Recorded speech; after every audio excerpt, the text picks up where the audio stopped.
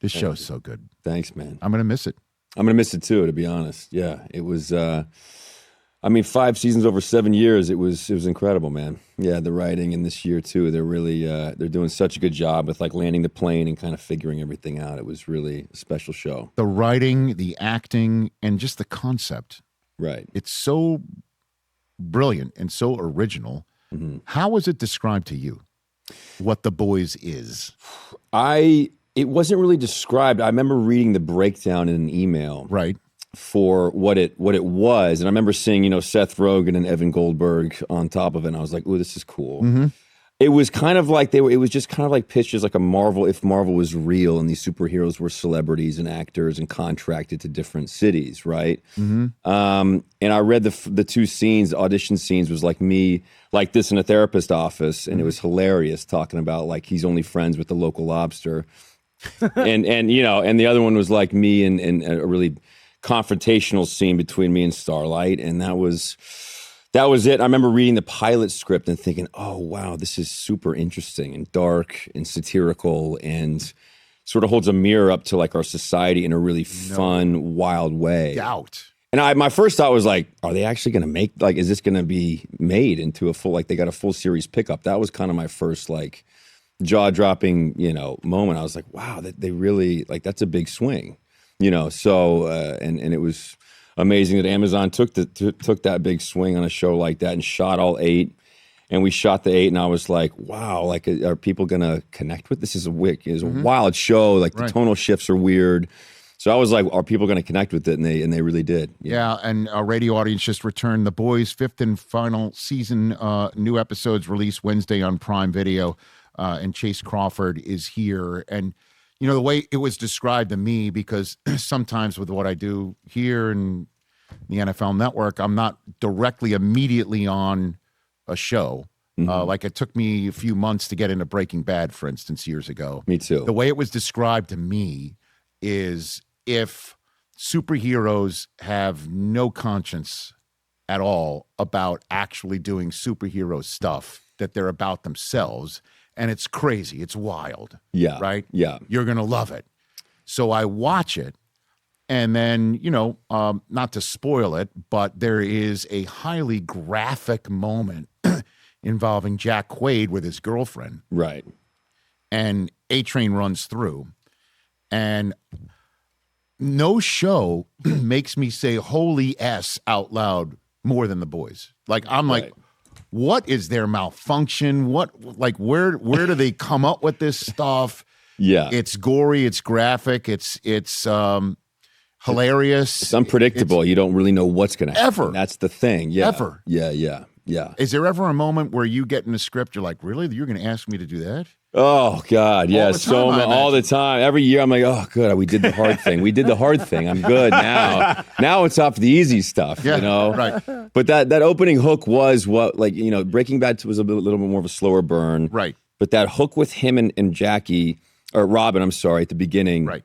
You think, it's this kind of rom-com. Right? Yeah. It's just kind of like same old, I've seen this before. Yeah. And then that moment, that's when it turns, you realize like, oh, this is not like your normal like superhero show or any type of PG, situation with the formulaic, sort of arc. But season 3, that's when I had to be like, what do we do? Like, what are the camera angles going to be for this? And do I need to call my mom? And yes, the answer is yes. The answer is yeah. Have you ever called anybody in your family to say, don't watch tonight? I think there was when I was like, Mom, you might need to fast forward through episode 3 of season 3, but God bless them. They sometimes would just fast forward to my stuff and watch my stuff because the blood and the gore was, I think, the harder thing for them to watch. But the character of the Deep was brilliant. They really, everything was so funny.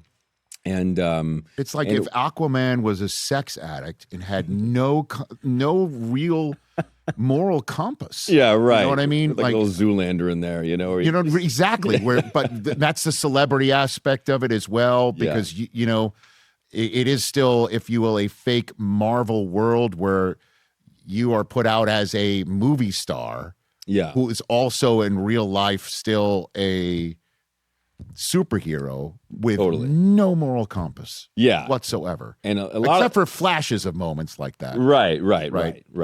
But no more like super narcissistic, only really cares about like holding on to their identity and being a part of this thing and being famous, really had like a, comment on fame. But yeah, a lot of the fun stuff was like the in-world like commercials too that we did, that he had to do for like he was also like a D-list actor. Like he was in these like Lifetime movies and like did soy sauce commercials, which was really, really fun. So I thought, they really played into all that, and Amazon marketing played into all that. It was really, really fun. No doubt about it. I mean, I think, Chris, you were the one who was just like, you have to watch watch the show. Because you were like, this is wild. And I'm like, I haven't had the time. And you're like, you got to do it. Make the time. Do it. You won't regret it.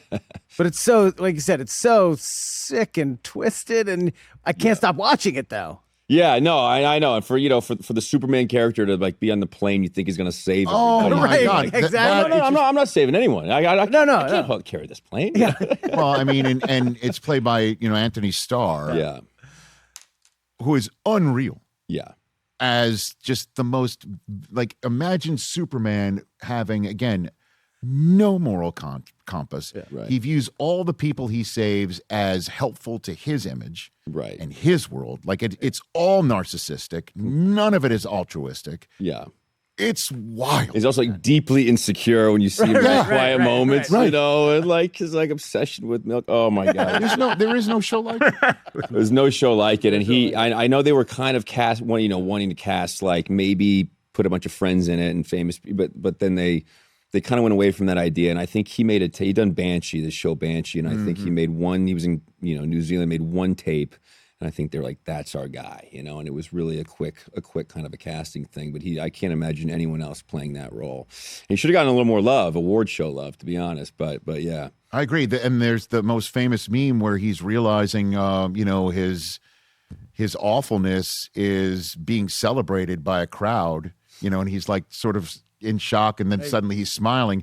That was used as a meme for like a good solid 2 years, and it's still everywhere. The memes that have come from this show are just so top notch. They're amazing. You can use them for anything. Right. Yeah, and people do in our group text all the time. Oh, really? It's really embarrassing. Yeah. What group texts are we talking about? Just like local, my like like friends and family group text, but they still pop up. Is Romo hitting you with one? Is that what He's not actually. Okay. Romo's not. No. Is Romo watching The Boys? I think they still watch it. I think they do. They support. Yeah. There he is. Look at you and your brother-in-law. There he is. Love Tony, man. Dude. Yeah. Hey, you made it all the way to the end. Thanks for that. Check us out every single day streaming live on Disney Plus and the ESPN app 12 to 3 Eastern.